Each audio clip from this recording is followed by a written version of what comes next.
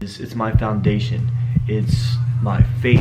It's my work ethic. It's my drive. It's everything that I've tried to build for myself that has made me who I am. I'll do what it takes to make you believe. So my main question to everyone first is, how are you doing with this whole like quarantining and the virus and all that kind of stuff? Um, I feel guilty when I say this, but it's great. Really? Time at my house with my family. I've been teaching virtually. I'm a teacher, so that has been helpful. Plus, their school year is over, so we're still doing professional development. It's like I had 2 hours of that this morning. But honestly, it helps that we live somewhere we don't know anyone. So it's not like I'd be social anyway. I wouldn't be going to people's houses. I'm not missing out on that. And we had just moved into this house. And from the minute we moved in, it was busy. It was Thanksgiving and Christmas, and school was busy and church is busy. So this was just a time to a word I learned since I moved here is woosah. And so I just have been able to woosah just to chill and be in my house and get things done. So I don't necessarily have the same answer everyone else has because I haven't hated it. I don't want people to be sick and dying, don't get me wrong. But Oh yeah, I mean, there's a lot of people struggling, sure, like being isolated and stuff like that. but I'm not a very social person anyway. I'm a hermit. I like to stay home, be by myself, and so it's given me great time with Ty. You know, he and I go out, we go on adventures, and it just hasn't been terrible for me.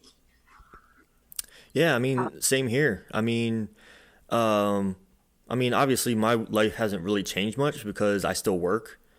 Mhm. So like I still go to work, I do the same thing. I mean, at work like we have to wear masks and stuff like that, so it's kind of different in that way. But I'm outside all the time around nobody, so I take mine off. Okay. Yeah. Um so since Georgia is like one of the first, like the first one pretty much to open like hair salons and tattoo places and stuff, like are you hearing anything about how that's going? I see a little bit on social media, and my husband works in a restaurant. Eric's at a restaurant. Mm-hmm. So they've opened up. And that probably has been where I've seen the biggest changes. Because before everything was to go. Like you would call them, they'd bring the order out to your car, but now they are seating about half in the restaurant. So that for me is what I've noticed, I guess, is the biggest change. I did think my roots are like really showing, so I'm thinking I really need to get my hair done. But I don't, like, once again, I don't have a local person here, so I don't even know who to call or where to go. So the cases, at least in our city, I've been keeping like a track of them, Yeah. and they haven't just like shot up or anything. It's still climbing, but it's been gradual. So I don't know. I don't know that it might be too soon to know if it's had an impact on like the number of cases. Right.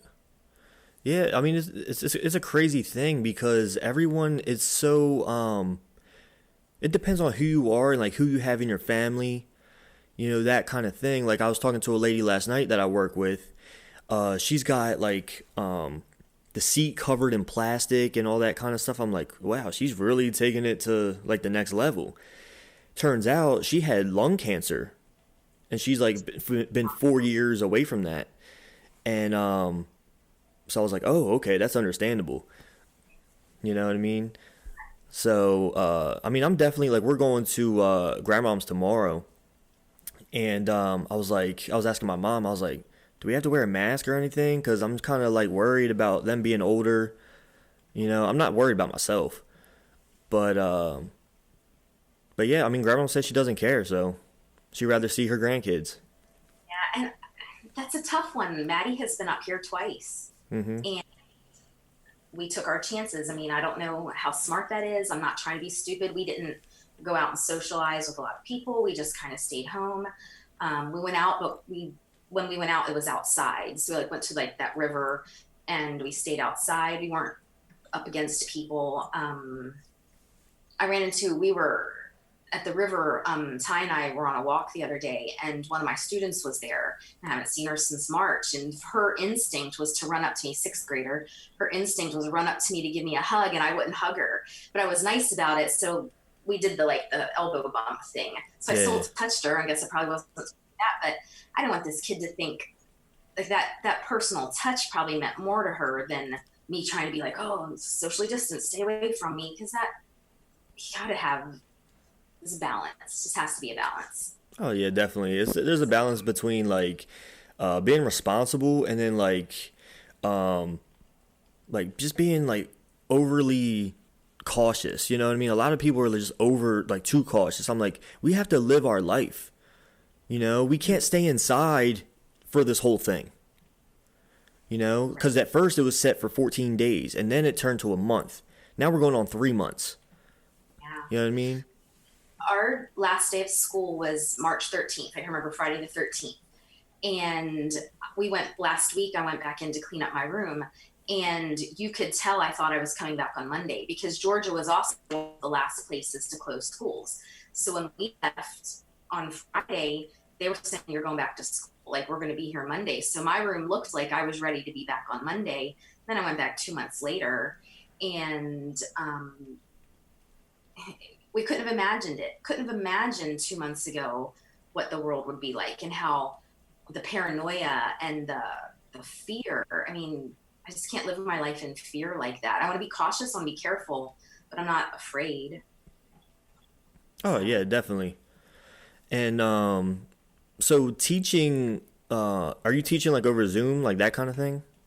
Yes. Okay. Our district, especially my school is kind of a lower income school. So you can't guarantee that those kids are going to have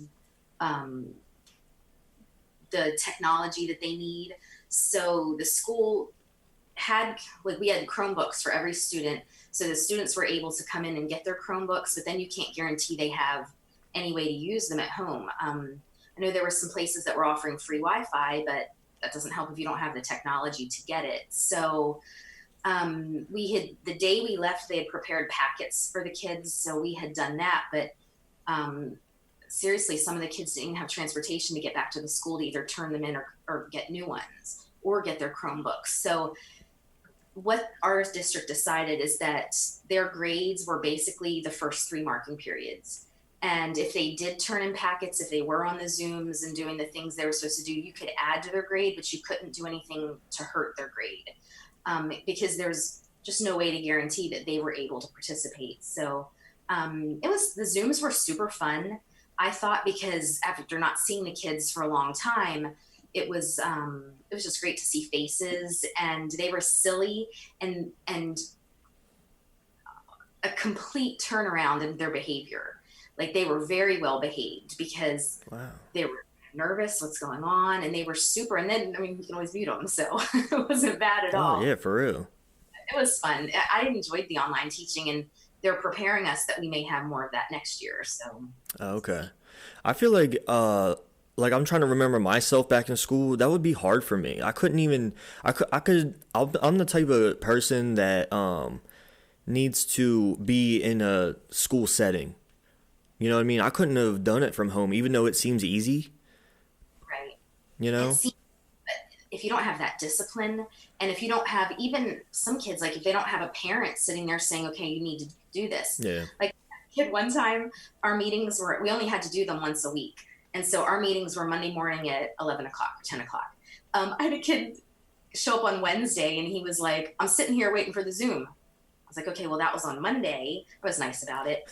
But if there's not a parent there, he's a 6th grader. You need that adult there to say, okay, here it is, and not expect a 6th grader to be ready. There's just, those things are tough. And so I think that's one of those things that makes the online a lot harder. Just not having all the tools that you need. Now, when you teach, not like this time specifically, but teaching like overall in general, have you had like kids that learn in different ways? Absolutely. We talk about that. There are 3 learning styles. There's audible. people need to hear things. Eric, my husband, is an audible learner, so he will learn best by you telling him. I'm a visual learner. I need to read it. Like you can read to me and I'll never get it. But if I read it myself, if I see the words, then that's how I learn. And then there's a kinesthetic learner those are kids who excel with projects, hands-on kind of things. So a lot of buzzwords that they use, but that differentiation is what they talk about, because you've got to plan those lessons so your audible, visual, and even kinesthetic learners, those kids, and that's hard in an English class. We're not a project, we're not a lab like in science or anything. So it's a challenge. I mean, those things are pretty challenging. But yeah, learning styles are different.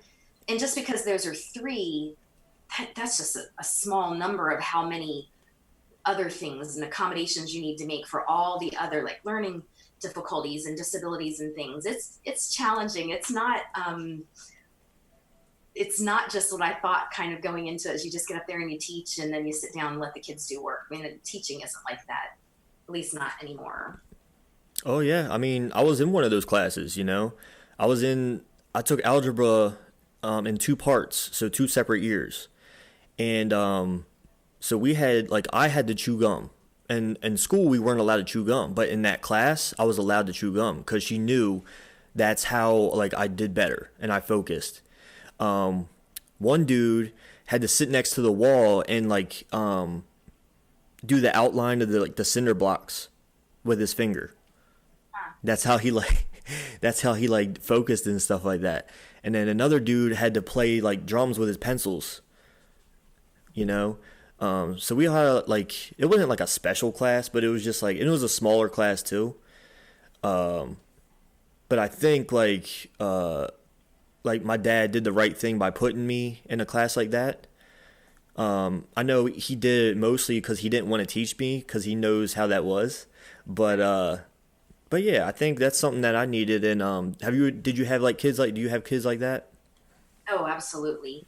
In our district here, we have what they call co-teachers. So when you have kids, especially if they're kids who have diagnoses like a disability or something, then we would have a co-teacher in those classrooms just to give them that a little bit of reinforcement, a little extra help, because when you're in a big class, you want to individualize that attention, but it's almost impossible to do it that often. So they would bring that extra teacher in there because you see that. I'm just thankful you had a teacher who saw that. I'm thankful you had a teacher who thought, okay, I know you're not supposed to chew gum, but if that helps you, that's what we want. If creating a better student and getting what you need so that you can learn and creating that environment, then I applaud that teacher. I'm happy that you had that experience, because myself included, sometimes I can get but this is the rule. Well, yeah, this is the rule, but what's the best for the student at that time? There's a balance in that too.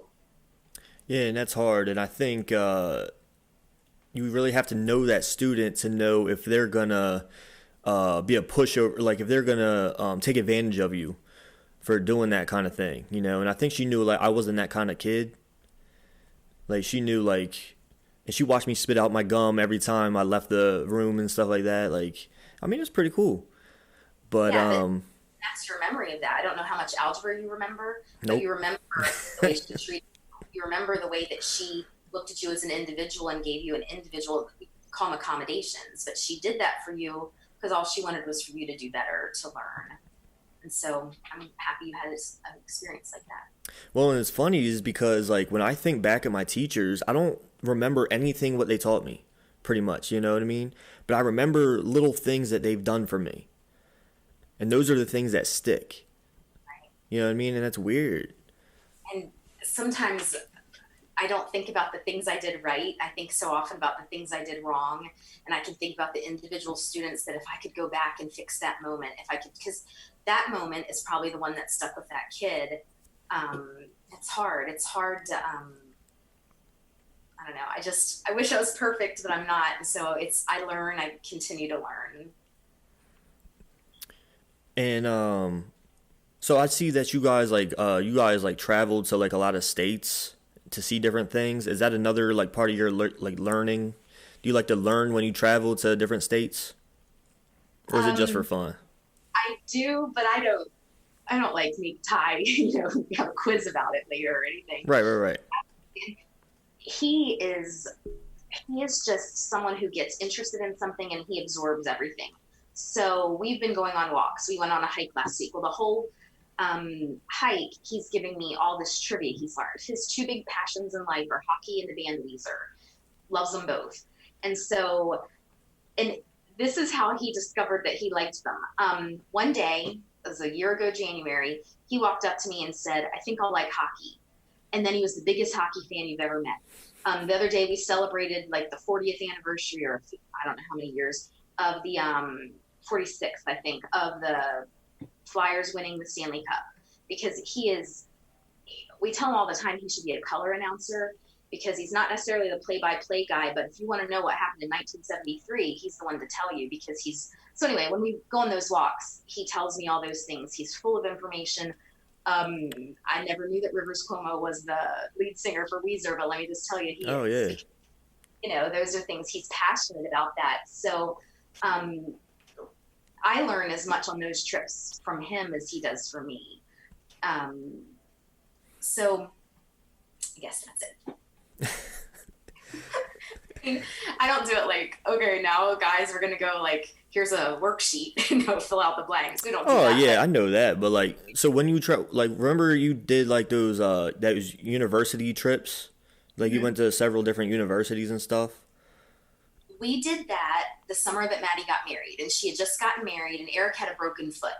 So it was his left foot, so he could still drive. We had gone over to visit Eric's parents in New Orleans. We're just supposed to go for the weekend, and then we were going to go up to, I think, to see Ole Miss or Mississippi State. We were going to see one of those. And while we're up there, kind of just decided, you know what? Maddie can watch the dog. Let's just keep going. And we just kept going. And I don't know what Ty remembers of that. Sometimes we remind him. But, and I know this probably shows my age, but that's why I love Facebook. Because all those memories are on there, like all the pictures of that, so I can show him, remember we did this, and we worked a lot of things into that. I had a student who happened to be at Kentucky, a former student at the time. We got to take him out to dinner, and if I could do anything, like I'm content in my house, I'm content with my car, I'm content with all this stuff in my life, but if I could travel, which I think is that's probably the most limiting thing right now with this virus, is that I want to travel. Like here I have all this time. I could go anywhere and I can't go anywhere. It's very disappointing. I would want to go visit my parents. Like go up and see you, but that's probably not a good idea right now. So travel, that's my passion. I want to see everything and go everywhere. But now I'm just in my house. See, I always think about that. Like, I always thought like I would want to travel, but then I really think about it, and I'm just like, there's only a couple places I really would want to go to. Number one on my list is Australia, and go to Australian football game. I think that would be like one of the best times. I thought about like wanting to go to Ireland to see like where we came from, that kind of thing, like the main roots. Yeah. But yeah, like, but I don't know about that. But because people always ask me that, they're like, oh, you go to Disney World like every year. I was like, dude, because I love it. And people want to always tell you what to do. Here's what you need to do. Well, you do what you're going to do, and you let them do what they're going to do, because unsolicited advice is like my least favorite thing. And I know I'm guilty of it. I do it too, but I try to remember that, look, you're an adult, live your life. You love Disney, and that's where you want to spend, because you'll spend your money on what you want to.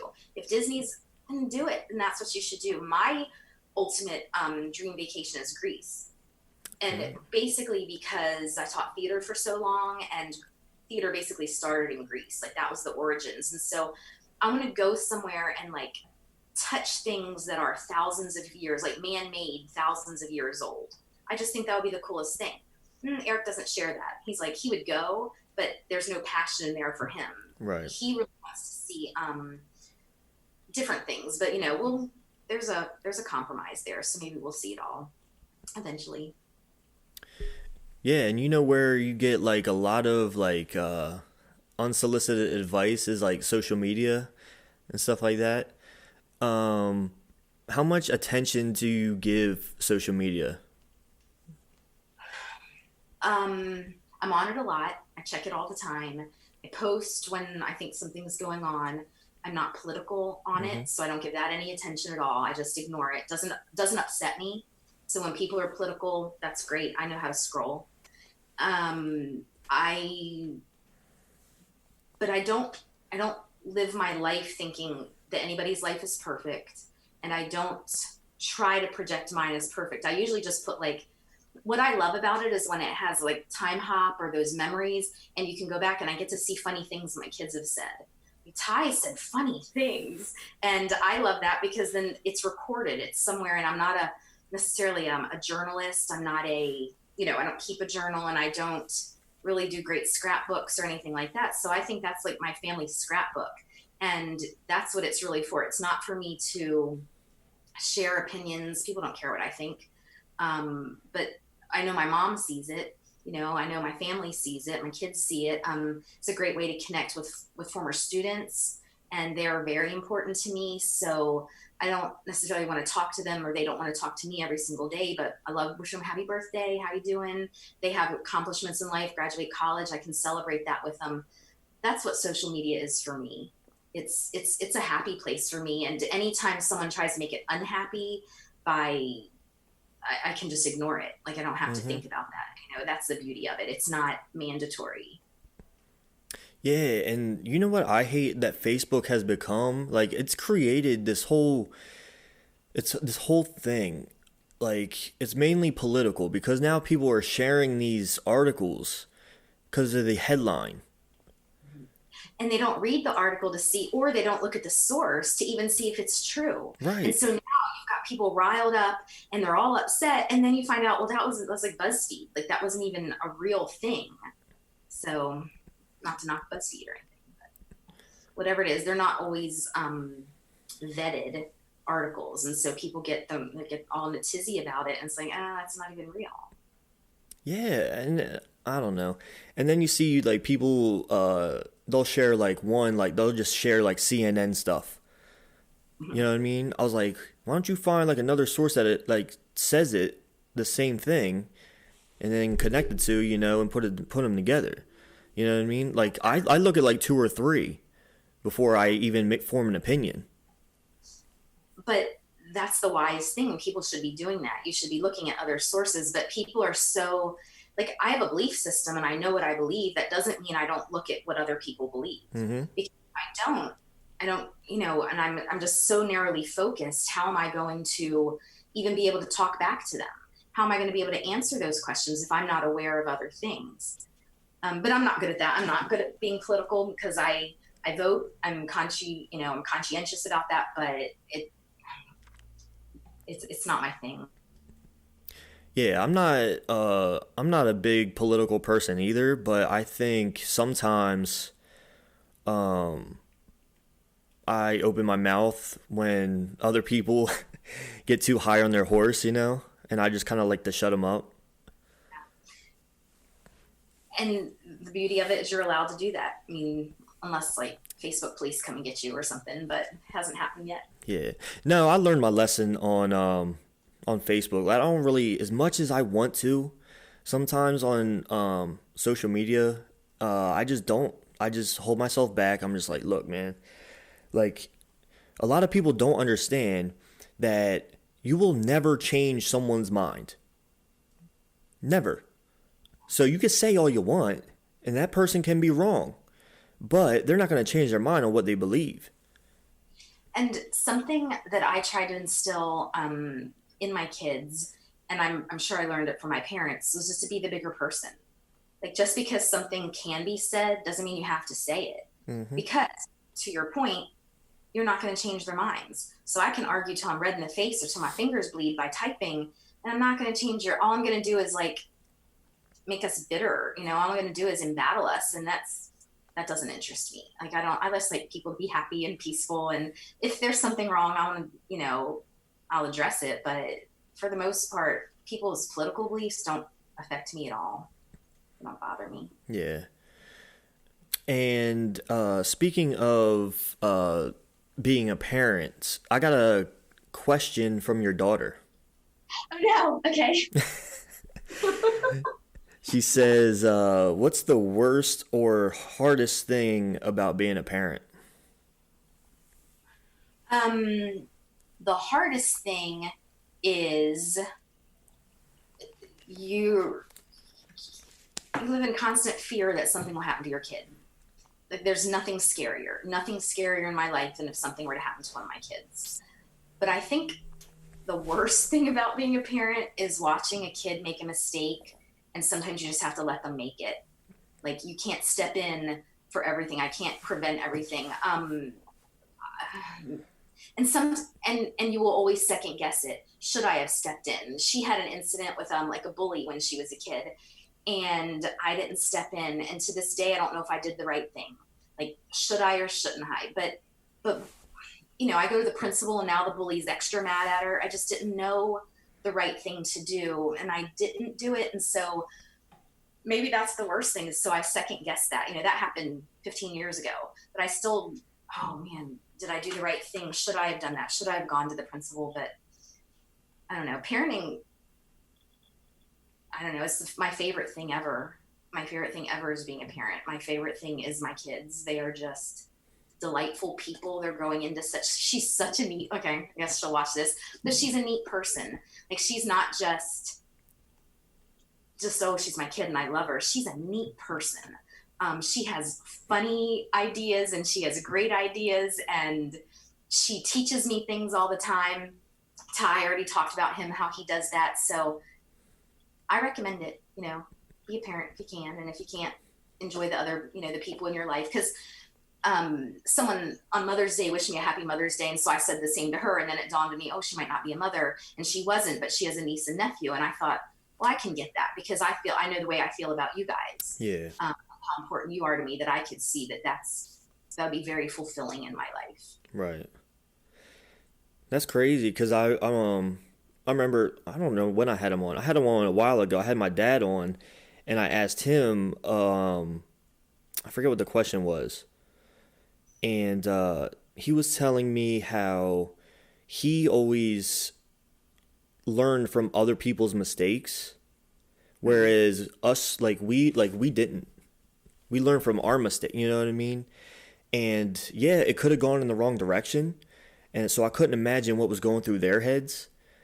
And but I'm glad I went through those things, because now I look back and I'm just like wow, like that really helped me out to where I'm at now. Right. You know, for example, is like failing 8th grade. You know, we can laugh about it now.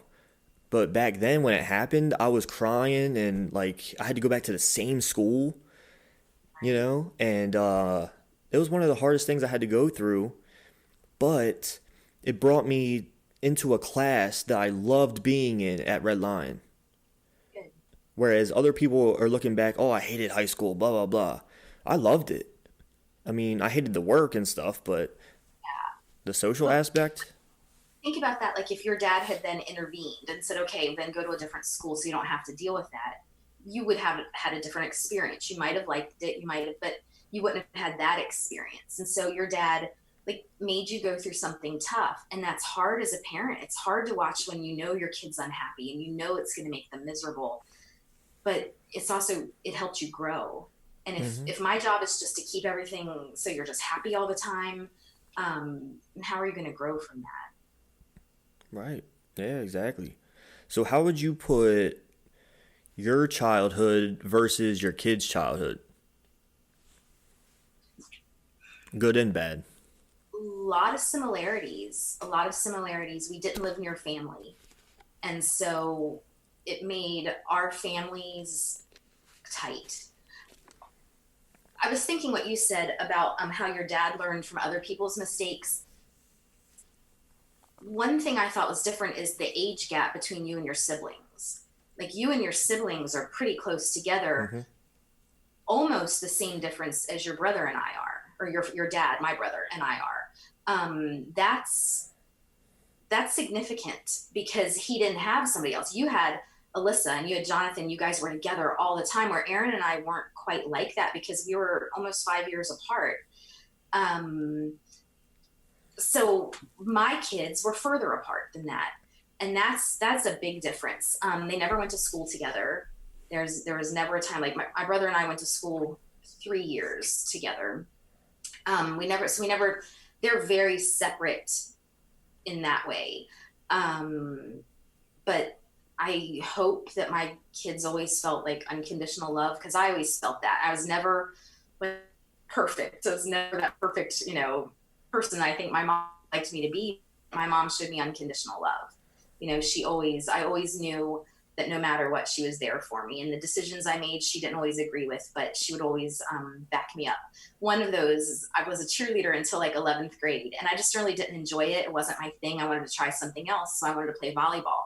My mom was devastated. Like, she absolutely did not want me to quit cheerleading, because she just enjoyed the whole, whatever it was, she enjoyed it. Well, then I played volleyball. My mom was at every volleyball game.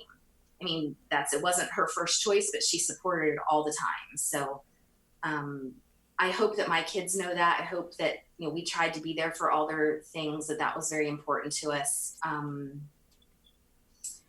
So I think their childhoods were pretty similar. Just the age difference in the kids, that was something that was a little significant. It's like 9 years. Yeah, but I look at Maddie and Ty's bond now, and it's like it's as strong as like if they were just a couple years apart. I agree, and worried about that. Because what's funny is she was so much older than he was. So he was in third or fourth grade when she graduated high school. So he went through all of middle school and high school, not really. I think he was in, I don't know, sixth or seventh when she got married. So I worried about that, or I was concerned about it, and hopefully I prayed a lot about that. Like, I just want them to be close. And now they just always got along. Like, there wasn't fighting. They just always got along. And now when they're together, they pick all the time. He is relentless with her. But I think it's good, because I think that's just a natural sibling thing that they didn't really have growing up, that somehow he's discovered now. And sometimes I have to take up for her because he's so mean to her. But on the other hand, I kind of chuckle, because it's not mean spirited. It's just typical sibling stuff. So it just makes me laugh. Yeah, whereas me, Joff, and Alyssa, we had our battles. It was and it was always 2 against 1. So it was never like those two versus me. It was like me and Joff versus Alyssa, or me and Alyssa versus Joff. You know what I mean? It was always 2 versus 1. And it just depended on the night, And it was, there was times where Alyssa and Joff got in a big fight, and Joff was on her back, and she pushed him into the drywall, and there's a big hole in their basement. And we tried to cover it up with a poster and all that. It's the whole thing. But then after that, Alyssa's glasses were on the ground, and I stepped on them. Yeah. How'd you get that out? Did you confess, or did you be like, whoops, that was just an accident? I think Mom and Dad found out a lot later. Yeah. But yeah, the whole glasses thing, I just said that, because they were like wrestling and stuff, and then it got serious. I just said they rolled over them. So I didn't get in trouble. That's good. And then there's another time where Alyssa, I don't know what I was doing, but I was sitting on the couch. Alyssa comes running downstairs. She had an airsoft gun that she used to keep in her room, because we used to play airsoft all the time. So that was her weapon. And she had an airsoft gun and a knife. And she put the airsoft gun to my head and put the knife up to my nipple. And she was like, "Which one do you want?" Like, yeah. It was that kind of but then there's times where we all 3 had each other's backs. You know what I mean? I've said 1,000 times that the best thing about a sibling relationship is you can fight and I hate you to your sibling, but don't let somebody else try that, because that's my sibling. Like, you're not going to do that. And I've loved that. I've witnessed that with high school students, which I just love that. I love that I've got your back kind of thing, that idea, because it's, when I see now the relationship between the 3 of you, Jonathan's across the country, but I still feel you guys are so tight. Yeah. I believe that if Jonathan needed you, you would always be there. Alyssa, they would always, you'd always be there for them. And I see that. And that is why, because we struggled having kids. And so I wanted desperately for Maddie to have a sibling for that reason, because you need to know what it's like to have to share your parents' attention, because when I only had Maddie, the world revolved around Maddie. Well, then Ty came around and she had to learn, there are other people in this world, and I think that's an important lesson. Yeah, so how was you and my dad's like relationship?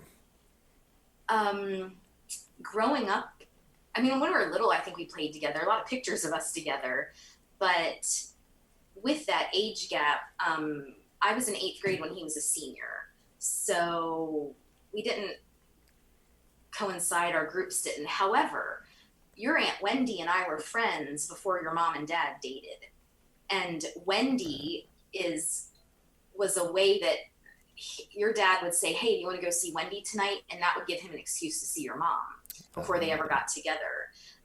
He and I weren't like super close, but my mom says we didn't fight that much either. Like we just were there. Dinner table was the best time of the evening, like everybody eating dinner together and laughing, especially when we got older. But when his last year of college was my first year of college, we were at the same school, and that was the best because I didn't know anybody. And if I was like, he lived off campus, so he would take me off campus, and that was the best. And after that, we became very close. Like we're finish each other's sentences. We don't have to talk every day, but I pick up the phone and text him, and he's always right there. We always recommend movies to each other. Oh, you got to see this movie. And he's always like, oh, how'd you know that was the perfect one? And he's vice versa for me. So whatever you go through as kids, it works out as adults. That's how it seems to me. Right. Yeah, because I think I don't know, it's something weird. Like, even talking to Sierra last week, when I was telling her, like, when we were younger, we always stayed away from, like, the Post family. You know what I mean? Really? Yeah. But I was like, why do we think that way when we're younger? When we're older, I'm like, why did I do that? You know what I mean? I think we did that because it was a very big family and we'd go there. And so the Eastburns, we were closer to them because they lived near us. We saw them apart. Like we only saw the Post in West Virginia. But when we got to like middle school and high school, the Posts were so much fun because there were so many of them. And here, Aaron and I just have like the two of us. And then we go in the Post and there's this cousins are like your instant friends. But we didn't necessarily do that as little kids. It wasn't until I did have Sandy Post because she was close to my age, but not until older, till we were much older. And I always thought it was just fun having such a large family to be around because it just was something different than what I had at home. Right. I know I went through, I can't even count how many, like a bunch of stages, you know, and I look back now, I'm like, why did I think I had to be one thing? You know what I mean? Like a skater or a punk rock dude or a wigger or whatever. You know what I mean? Did you guys go through any of that kind of stuff? I don't necessarily think I did. I'm not even sure we were aware of that many things back then. Like, right. Like the thing that like I didn't aspire to, but I found very intriguing when I was a kid were we called them motorheads. And they're just the guys who worked on cars and wore jean jackets and jeans. And I don't know, was fascinated by that, but wasn't one of them. I always felt like an outsider. But I don't know, maybe because we didn't have access to the internet. I'm not sure why I just kind of had a certain group of friends and I kind of just did what my friends did, which is probably the same thing. You were probably influenced by certain friends, but my friends just happened to be like cheerleaders and athletes and things. So, and going to a smaller school is probably different than if I'd gone to like a big public high school or something. Yeah. You know what else is weird? I had a phase where like I wore expensive clothes. Like like to act like I was like a rich kid or something like that at Newcastle. And I don't know why I did that. What grade were you when you left Newcastle? Second year of 8th grade. Okay. Yeah. So I don't know. I can remember, do you remember our infamous shopping trip when your school was going to uniforms? Grandmom and I took you shopping. It was whatever, I think you were at Red Lion then, so maybe ninth grade. Right. And they were going to uniforms. And we went shopping with you, and you refused to get anything that wasn't black. And here I thought, yeah. I'm the cool aunt. He'll just talk to me because Grandma's like, I can't do anything with him. Take him. So you and I went. And all you said is, but I want it black. I said, well, honey, black isn't all the colors. Like, you have to have like red, or I think it's like red and khaki navy or something. I was like, there've got to be other colors, but I just want black. And I couldn't explain to you, but black's not your only choice. Like, you have to have something other than black. And I said, get black pants, but you got to have another shirt. Well, I just want black. Well, that wasn't my favorite shopping trip. Just because I thought, oh, I'm going to be able to convince him. He'll listen to me because I'm different. Well, I wasn't different. No, I don't blame you, because I'm kind of the same way now. I'll wear other colors and stuff, but mostly I wear black. I don't know why. I don't know. It's more attractive to me. Right, but it's such a universal color. I mean, it matches everything, just practically. Oh yeah, but that's funny because like you and Grandmom had an incident with me, and then also Dad and Granddad, because they both tried to tutor me. So my dad first, he told Granddad, I can't do this. It's like, pulling teeth or whatever. Granddad said, okay, I'll come in and do it. Granddad quit. He couldn't do it. Well, that was the same thing, because English was not a problem. I could get words. They were great. But when I was in Algebra 2, I think, I needed help. And my dad wanted to tutor me. It might have been geometry, but my dad wanted to tutor me, and I cried every single time. And Mark Buckaloo, my friend's brother, would come over all the time, and they would leave and they'd be happy, and Mark would learn, and it was great. But every time he tried with me, because maybe it was because your dad was more math-minded and he came before I did, and so he's like, well, you should just get it. Oh, I don't get it. And I'd be crying and miserable, and it didn't work. So I had to work with a teacher, say after school or whatever, because I just couldn't learn from my dad. So I gotcha. I understand what you're going through. Yeah. Another thing that you and my dad both do is, I don't know if it's putting yourself down. What would I call it? Yeah, kind of. Like when you said about like posting, you were like, oh, people don't care what I think. You know what I mean? He does the same thing. He'll post a video and just be like, oh, no one's going to watch this. Like, no one cares about this. I'm like, why do you do that? Well, you've met our parents, haven't you? Yeah. So, I mean, we got it honestly. Also, it's not a fake way of being humble, but I think that we were taught, think of yourself less. I mean this in a good way. Right. We were taught to be humble. You're not supposed to brag about yourself, and so I think that probably is just in us, that we can't really escape that, because I don't necessarily think of myself. Like, here's what I know. When we did like plays at school, I was always careful to stay in the background, because I always wanted that to be like the kids' accomplishments. And my plays were kid run. They ran tech, they ran like sound, my kids did it all. So there's part of me that just doesn't need that kind of accolade. Like, I just liked it when the kids were appreciated. And so maybe that was just something that we were kind of taught. I don't know. I agree that we do that. I don't know why we do it, but I agree that we do it. Yeah, because he does it all the time when he's talking to me, especially like when it comes to like posting on YouTube, because he does his whole hiking video and stuff like that. I was like, Dad, don't care, and don't, because he'll also have sometimes like I remember he did a video of walking at this park with his dog, right? And he had the dog off leash, and some lady complained, like as a comment. He's like, oh, I'm not going to post videos anymore. I'm like, are you kidding me? Like, it doesn't matter what she thinks. Like, keep posting them. You spend time, putting that camera into certain places, to make it creative. And then you come home and you spend time to edit that thing. So put it out and be proud of what you put out. If people watch it, great. If people don't, great.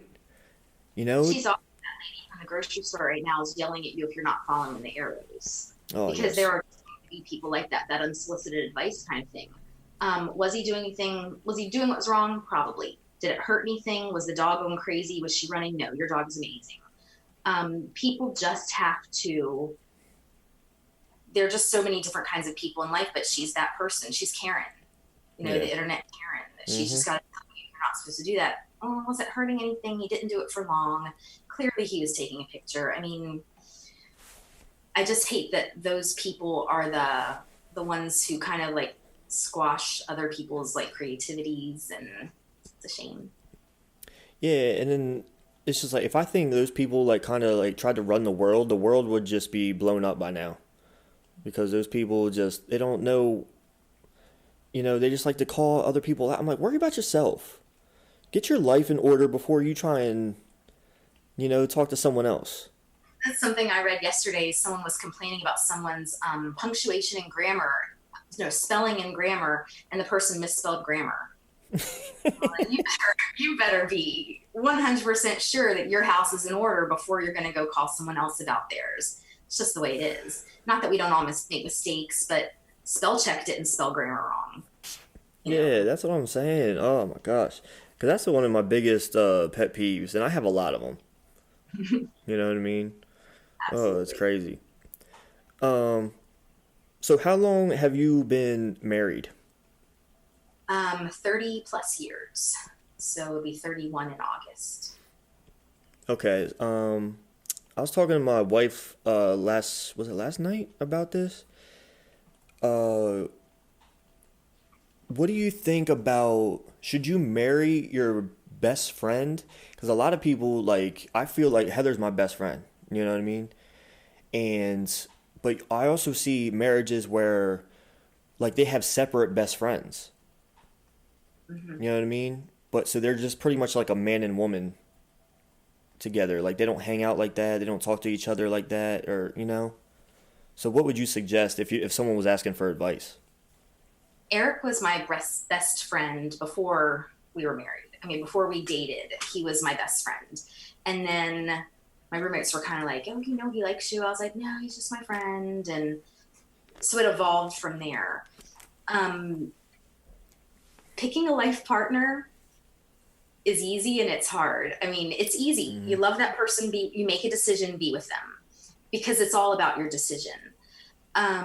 If you marry them only because I have a friend right now who's like, man, this guy really cares about me and all that, but I just only see him as a friend. And I said, don't marry him. Like, don't marry him if you can only see him as a friend, because marriage is more than that. Mm-hmm. You have to be attracted to that person. You have to, they gotta make your heart flutter a little bit. That whole separate best friend thing would be, especially when you hear like best friends of the opposite gender. Mm-hmm. Like that, I don't get that. Like, I wouldn't understand that. I'm not secure enough to get that. Right. I just think it's making a choice and making that commitment. But there's so many different elements to that. There's just, I don't know. I'm glad he's my best friend, but I think that's why the quarantine's been easy for me, because my best friends live at my house and I get to see Maddie, my other best friend. But, that's just kind of the way it is. Yeah, because I've had people ask me like, oh, how is it like being stuck inside with your wife all the time? Blah, blah. I'm like, well, one, my life hasn't changed. Like, I still go to work, so we're not stuck all the time. But even if we were, we're okay with me watching what I want to watch out in the living room and her being in the bedroom watching what she wants to watch. You know what I mean?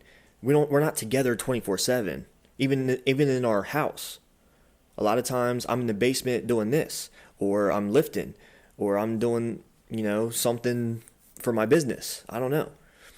And my in-laws are kind of together 24/7. He's a pastor of a church and she's the secretary at the church. So they go to work together, come home together. They're always together. But that's also a decision. Like, you decide to make that work or you don't. Yeah. A person who's going to question you, I mean, I'm not questioning that person, but, well, I chose to be with this person. Why wouldn't I want to be in the house with them all day long? And like you said, I mean, you're not on top of each other all day long, like right. In each other's faces. But just, I like knowing that they're there. Eric's job has changed a couple times in the last year, so he's not home as much as he was at the beginning when we moved here. So it really is, he comes home from work now, as opposed to he was in the office for a few hours and he comes out in the living room. Yeah. Yeah, I mean, and for me, it took a little while to figure out what I wanted at the time, because like we were together like 3 years, I think it was. And then I just had like this thought, like, we're that age, we're that in that time where we're supposed to be getting married. You know what I mean? And it freaked me out. Like, so I didn't know what I wanted, so we broke up, and that was for like 24 hours. And then I cried and called her back, blah blah blah. And so then I'm at her house and I'm laying in her bed, and I'm just like, no, I have to go through with this. So I got all my stuff. She's like, where are you going? I was like, I can't do this. And I left, yeah. 24 hours?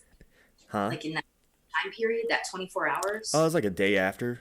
And then that second time, it lasted for a week. Mm-hmm. And I think I really needed that. I needed to know that I didn't, like, it was kind of like I didn't know what I had until it was gone. Huh. You know what I mean? And you know my parents, they're not like, they don't get deep into things, into my, they're not big talkers. So I talked to my mom, and she was like, you better not hurt that girl's heart again, after I told her I was going to go back to her. And yeah, and then I actually Heather was actually hanging out with grandma. Sack or something. They were at like story, like she didn't have a purse anymore because you had given her purse. Yeah. I think she was with grandma when she told her that. Yeah, and they were at like the church doing something. So I went and talked to her, and then we got back together and all that kind of stuff. And like a week or two after that, I was like, yeah, I want to marry her.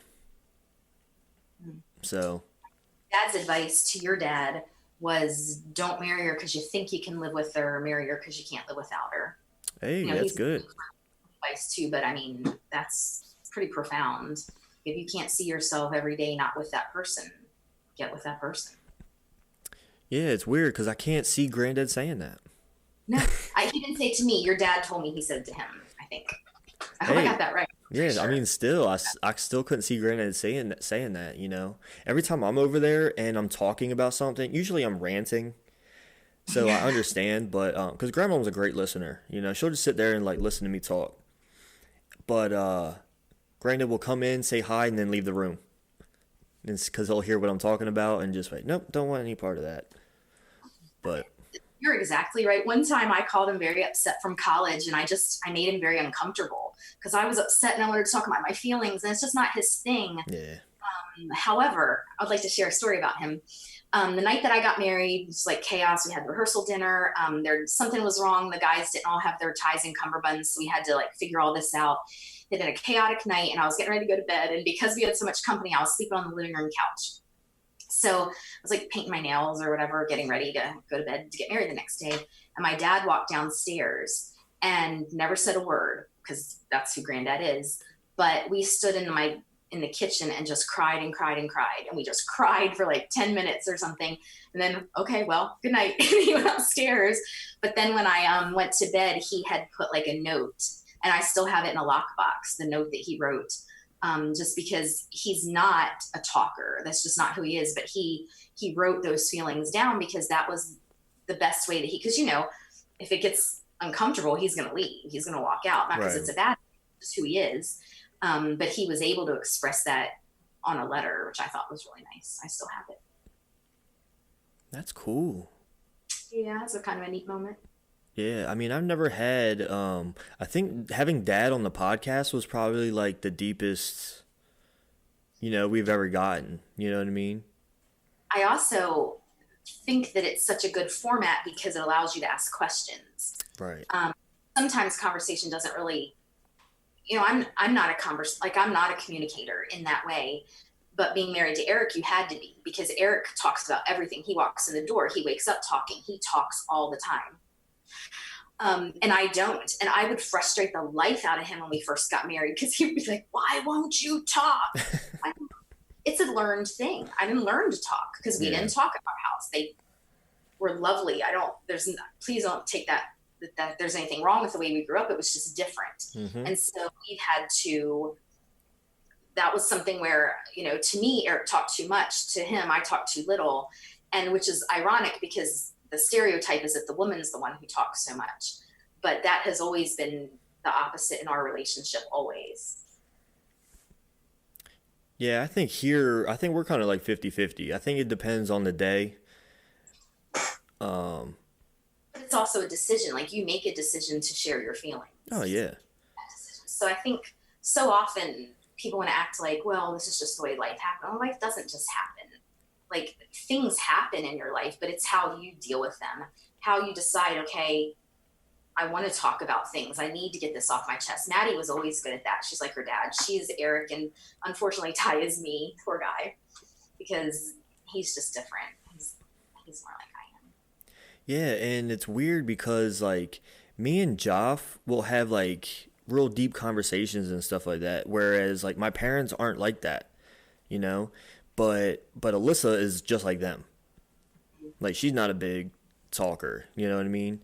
But also, like, I could always talk to my brother, right? But talking to, like, when I had people over here that they're not necessarily strangers, but just people that I've seen around, and I haven't really, like, engaged in a conversation with them.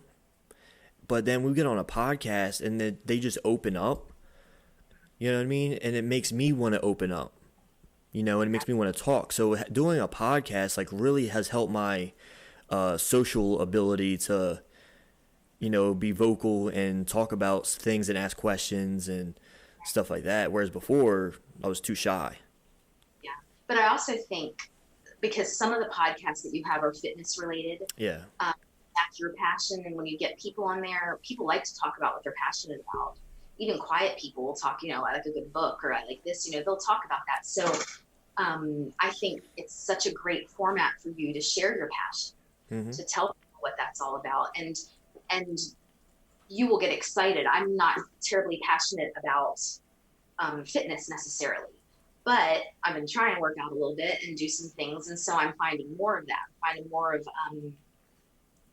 you can read it more on my face. But before I was like, oh my gosh, no one wants to talk to someone who doesn't want to talk about that subject. Mm-hmm. It's interesting. But when you're passionate, it's exciting. I like to watch a person.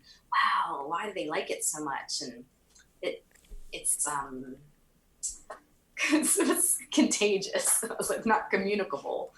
That's a negative, but it's a contagious thing. Passion is contagious. You know what I've seen though is, like, people kind of, like, almost get scared sometimes when they ask me a question, because when I do get passionate about it, they're like, oh, what did I just open? You know what I mean? Like, you open Pandora's box with that, you know what I mean? Because I can go forever. You pick a certain subject, and if I'm passionate about it, like, I'll run my mouth. Absolutely. Chatty Cathy.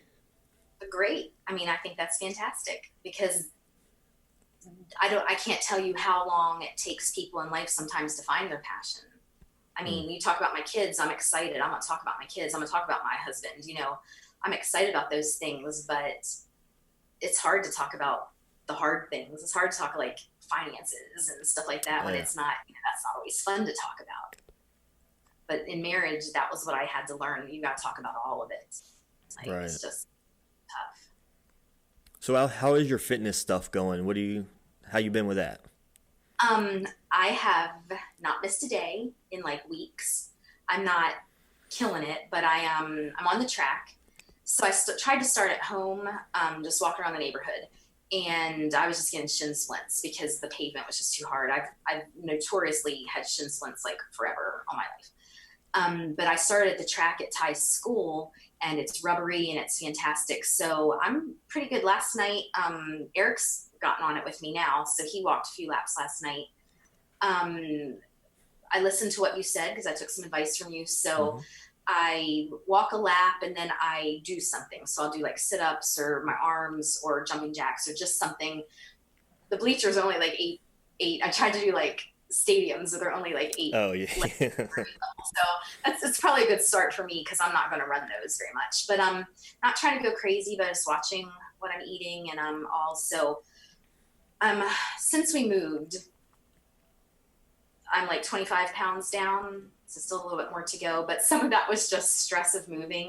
This year was topsy-turvy. This was a crazy year. But I kind of, at first I was doing what everybody was doing. I was baking when we were home. It's like, oh, I have all this free time. And then I thought, this isn't good for me. So I decided it was a choice. It was my choice. So we're working at it. And that's all you can do.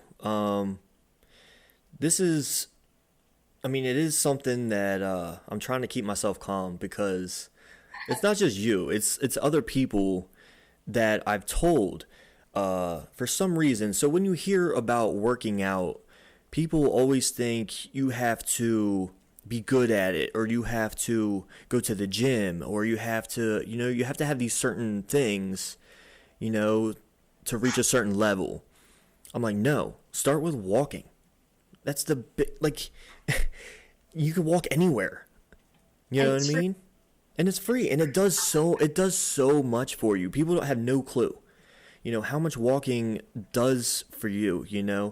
So not just your legs. Your upper body, because you're moving your arms, and your lower back because it's stability. You have to remember you're holding yourself up the whole time that you're walking. You know what I mean? So it's gonna help your trunk area and all that good stuff. And it's just people, I don't know what it is that makes people think that they need all this equipment. They need these machines, they need all this other stuff, and I think this whole quarantine has really showed people that you don't need all that stuff. These people that are protesting to have gyms open, I'm like, for what? Unless you're the owner or something, like, what do you need a gym for? Well, a couple of years ago, a friend of mine convinced me to try CrossFit, and I hated every minute of it. Hated it. Oh yeah. And I hated it for the reason I wouldn't go to a gym. It wasn't the work that I hated. I hated having to do it in front of other people. Mm-hmm. So walking, I just walk anyway. So that's not hard for me. And some of the things, if Eric goes with me, then I'll like stand over by him and do my jumping jacks. And that way I'm not thinking about the other people. And you know what? What I've realized in life, the other people aren't thinking about me either. Like, I'm so worried what the other people are going to think. And the truth, they're not thinking about me because I'm not about them. Like last night there was a group, probably like a CrossFit type group. And I wasn't looking at them going, oh my gosh, who's not doing the sit up and who's not, because I don't care, because I was thinking about myself. And I was worried about me. And so if I could just get that off me, maybe I would be more apt to do. But like, I'm not going to the gym because I don't want to do it in front of people. That's why the track, there are people there, but there's kids are playing soccer, stuff's going on while I'm there. Oh yeah. I was like that too, and I was a personal trainer. So when I first got a job, it was at a 24-hour gym, and I would go like 1 or 2 in the morning to make sure I knew what every machine did, because I didn't want to look like an idiot, in front of people. You know what I mean? I was like that, like self-conscious about it. And then see, that goes back to what you were saying about like your dad and me. Mm-hmm. But the difference is you did something about it. Right. Like you weren't like right in front of everybody, but if you were insecure about something, you weren't sure about something, you went and did it. And so that is very admirable, because so many people get stopped by that. Well, I might look like an idiot, so I'm just not going to do it. Well, if you worry about that, about what other people, you're going to be so disappointed when you realize they're not thinking about you. Mm-hmm. They didn't care what you're doing because they were doing their thing. Yeah. But the thing is, it took me being a personal trainer, helping other people with their weight loss and stuff, to do that, And that was actually the first time I've ever worked out in the gym too. Was when I started, when I started working there. Yeah. That's where you worked out, that requires so much discipline for you to do that, because you were dedicated to it for sure. So that's neat. Yeah. Well, there was something else I was gonna. Oh, so I got. Oh no. A question from Alyssa. It was kind of a dumb question, but Go ahead. she says, "How are you so smart?" Okay. Didn't you try out for Jeopardy before, or something like No. that? I thought I I heard. tried out for Who Wants to Be a Millionaire, and I Oh, that's what it was. did right, but so many people were trying out that I never got the call. Smart is inherited, I think. My dad is smart. My mom's smart too. My dad just is more vocal about it, I'm sure. But I'm a reader, so pick up a book because I just had a 2-hour Zoom for school this morning and they were talking about vocabulary. And I read something on Facebook a couple weeks ago that said, don't make fun of a person for mispronouncing a word, because that means they learned the word by reading it. Because you can't always, you read a word, you don't always know what that word sounds like. But I think just read, because that's where you get vocabulary, because you learn words in context. But to try to learn a word, okay, this is this word, and here's what it means. Now learn this word. It's artificial, but Right. it's organic. If you read a word while, and learn that word while you're reading it, learn how to use it. So you don't pronounce it right. We can fix that. We can say, oh, actually, it's pronounced like this, and then we'll move on. But read. So, and find interest. You may not be smart about physics, but you're smart about fitness. And so I'm not going to go to a physics professor to find out how to get fit. I'm going to go to you because that's what you know. So smart's a relative term. But thanks for saying it, Alyssa. Yeah. Would you say you're like book smart or like common sense? Do you have more more book smart than common sense? Book smart in a way, but because I married Eric and because Eric made me learn to communicate, I think about things so differently. Some was age also. I'm 50 years old. But I've learned to think about things a little outside the box than I might once have. Like that whole rule thing that we talked about earlier. For me, it was the rule, because this is the rule. Your dad talked about on his podcast. We were just good rule followers. That was just, my parents are good rule. We just learned it in our family.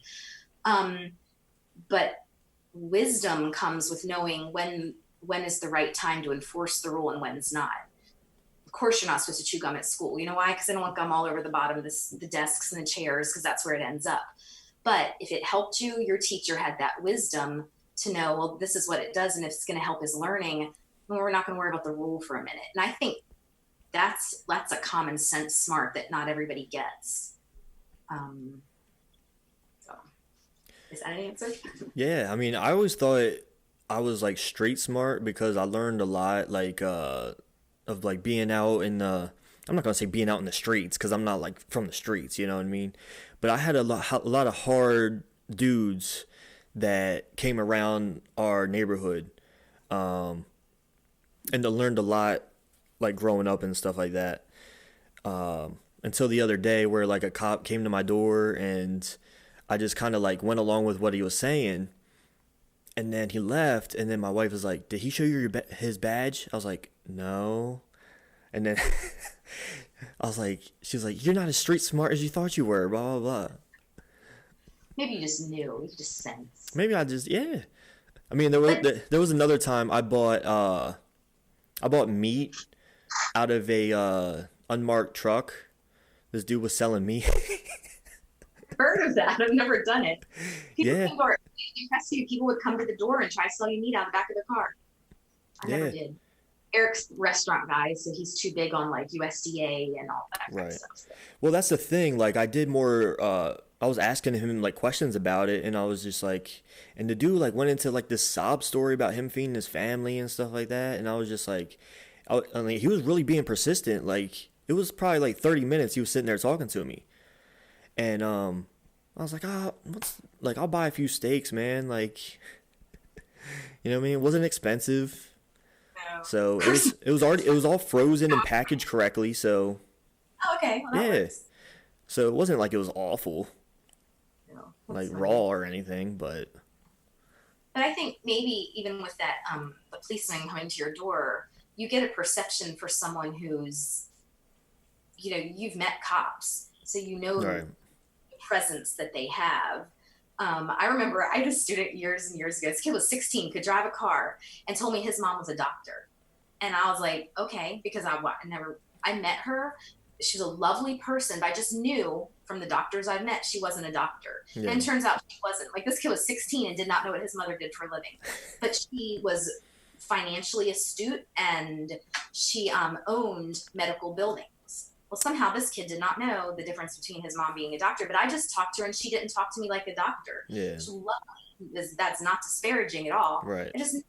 And so you probably knew if he was a cop or not. See, and that's what I thought, because I was like, oh, I'm endangering my family, and stuff like that. You know what I mean? But then I was Yeah. like, I don't know. I just had that feeling, like I didn't have any. I heard his radio. I was listening to what's coming over his radio. If someone was really trying to act that part, they nailed it, because. Did he have a uniform on? Kinda, and he was in an unmarked car, so it was kind of hard to. Yeah. But again, like you said, like his presence, I just didn't have any question about it. So I don't know. It's interesting. But I've always pride myself over my common sense, because I'm not very book smart. I learn hands on, which You're a is kid. why, right. So it's like when I went to Dawn Career Institute, I got a 4.0. I finished high school with a 0.8. So shows you. But it also is the difference in your passion. That's true too. Passion for books, which you had a passion and something that's very hard, especially I taught 6th grade this year. Setting goals is very hard for a 6th grader. Yeah. You're not thinking about graduation, so it's not like I'm talking to juniors and seniors.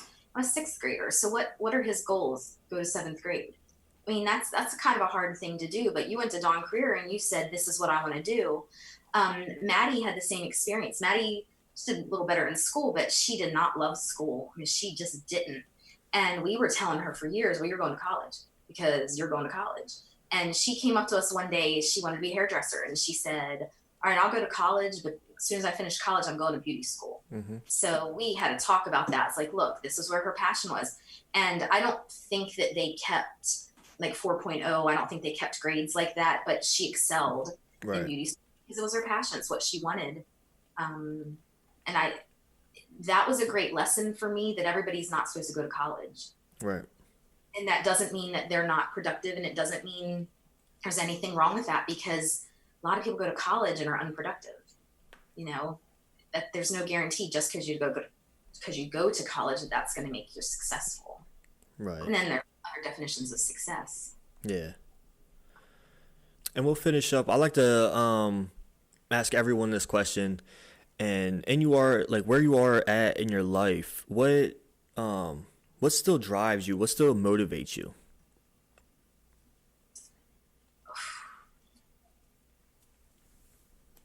Okay, it's taking me a second. That's a tricky one right now because of the last year. Because the last year was just wonderful and difficult. And if you had asked me this a year ago when I was still at Crestview thinking I'm gonna retire at Crestview High School, then I would have said motivating to continue like my theater program, to get it better, to do all that, because I love being a teacher. I love being in the school setting, and I love being with these kids. So that was a big motivator. This year was a lot harder. That whole goal setting, it's hard to motivate 6th graders. It was very different. I learned more in this year than I've learned in the last 8.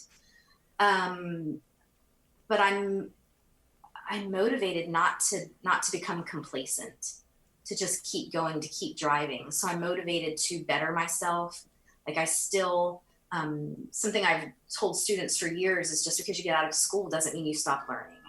And so I'm motivated to learn everything, to go everywhere I can go, because I only get this one shot at the world, and I want to see all of it, learn as much about it as I can. So I guess that motivates me. Is that good? Hey, I mean, there's no right or wrong answer. There is. I just think my family motivates me. I want my kids to be proud of me. They don't have to be, but I hope that I'm someone that they can respect and look up to. My nieces and nephews too. I know Ty wouldn't be, but like, has Maddie like told you anything like that? Like how like she likes stuff that you do, or have you heard her talk about that at all? She has said things like that mostly about like my marriage, Mm-hmm. about and honestly she hasn't said those things directly to me, but she has said things like on Facebook or Instagram or something where she'll post a picture of us and say things like that about it, and I always think that's pretty nice. You get those things on Mother's Day, that Right. kind of stuff, but those mean a lot. It's like just because it's Mother's Day doesn't mean that you discount it. Like it means a lot to hear your kids say things like that. I wouldn't say that's the reason I became a parent. I don't know. I think it is nice when you hear your kids say things like that. Yeah, because I mean, I even like Heather told me that like my niece and said something about how she was like he like Ben really loves you or something to her, and like they can see like the time and the effort like I put in, and I'm hoping like they look for someone like that for them. You know what I Right. mean? Because just because like she has something wrong with her, like or whatever, she goes through all these things. Like I'm there for her to lay her head on. I'm there, and I'm always gonna be there. And I want my nieces and nephews to see that.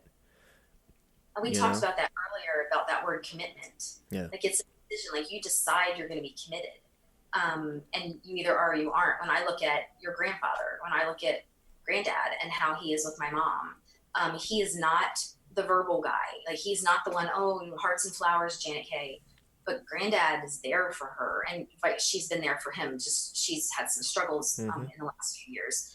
He was there for her, and he doesn't brag about himself. He doesn't look what he just does it. Yeah.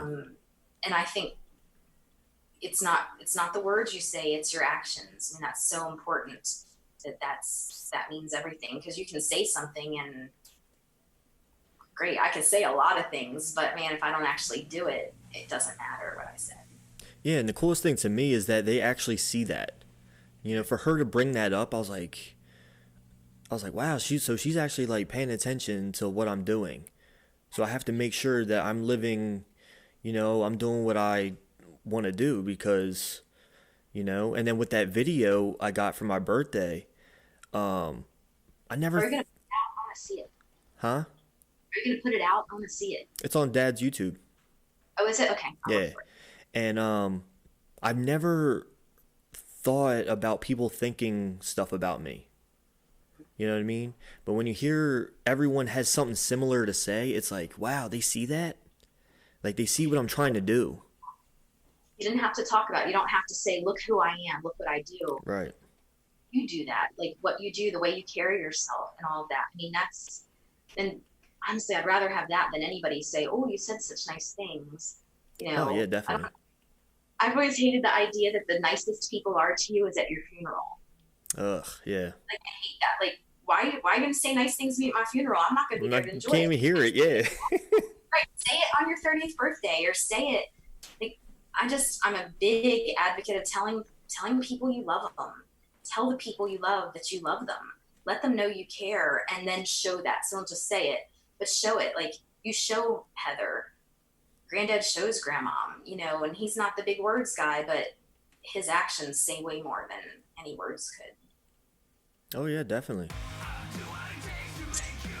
Alright, I guess we'll wrap it up. And I thank you so much for doing it. Thanks for inviting me. I had fun. Oh yeah, of course.